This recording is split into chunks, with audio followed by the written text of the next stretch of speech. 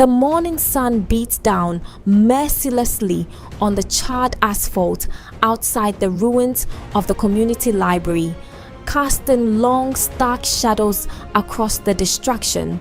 Barrister Chidi, the state prosecutor, stepped out of her car.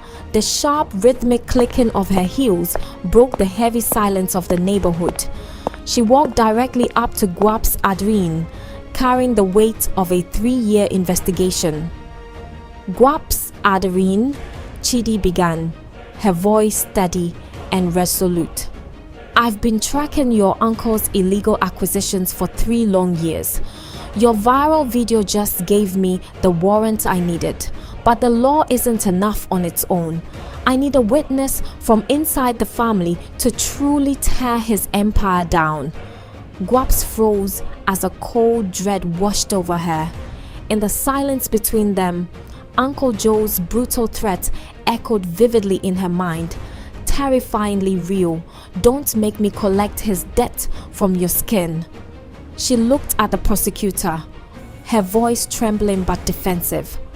If I testify, my family becomes a target.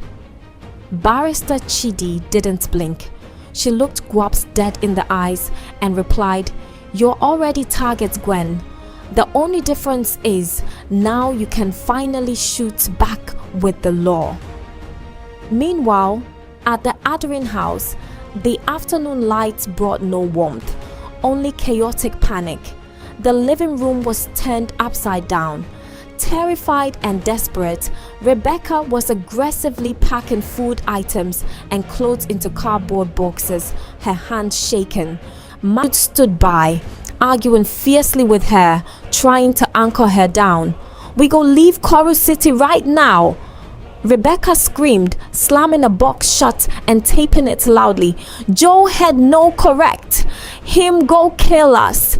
If we stay, Jude yelled back, trying to reason with her panic. We run now. We run forever, Ma.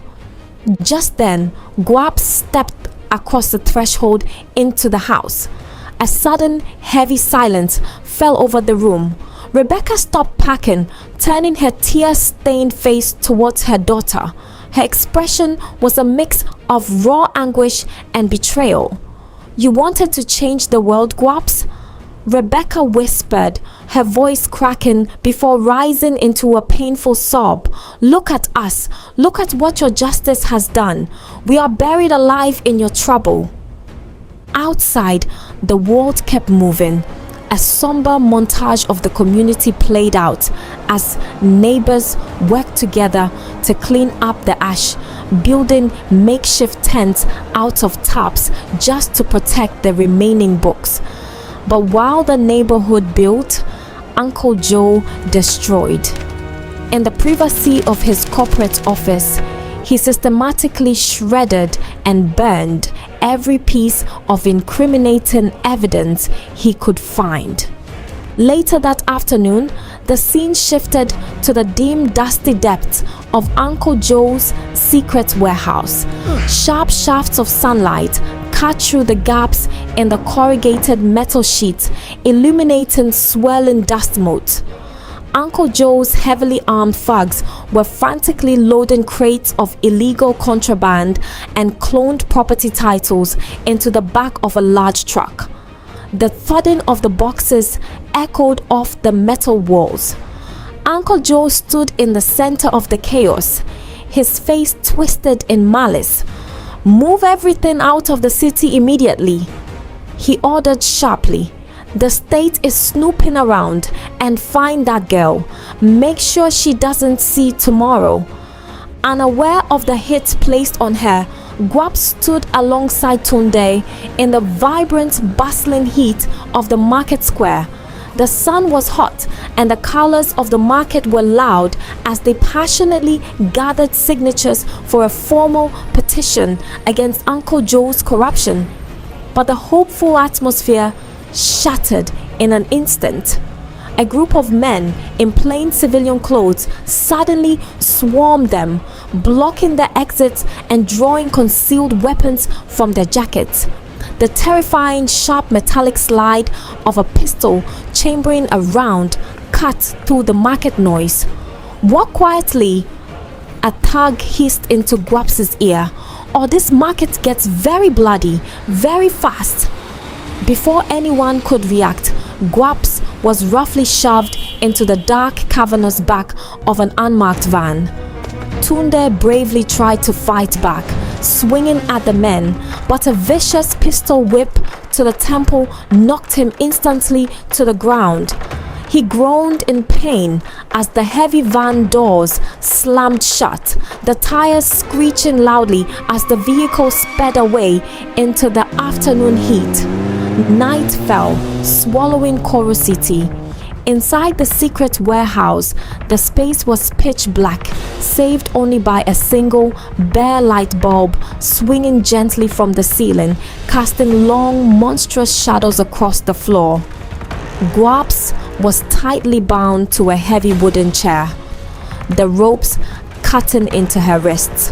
Slow, terrifying footsteps echoed from the darkness as Uncle Joe stepped into the light, looking down at her with pure disdain. "You have your father's stubbornness," Joe sneered, his voice dripping with venom. "Do you know how he really died, GWAPS? He thought he could say no to me too." Tears welled in GWAP's eyes at the mention of her father, but she refused to let them fall.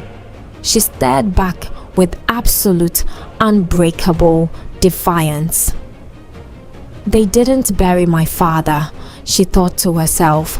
"They hid him, and now they want to hide me." Back at the house, the frantic silence was broken when Max found Tunde bleeding and barely conscious on the front porch. Rebecca let out a piercing scream of horror. Max pulled Tunde up, who weakly choked out the words.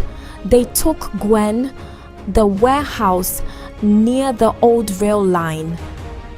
Hearing this, something shifted within the family. The fear vanished, replaced by a fierce, protective rage. Max stepped up right beside him, his jaw set, gripping a heavy iron wrench. Even Phoebe, usually detached, set her phone down with finality and grabbed a canister of pepper spray. Jude looked at them, his voice echoing with resolve. "Family doesn't stay quiet anymore. Let's go." Back at the warehouse, the cruelty escalated.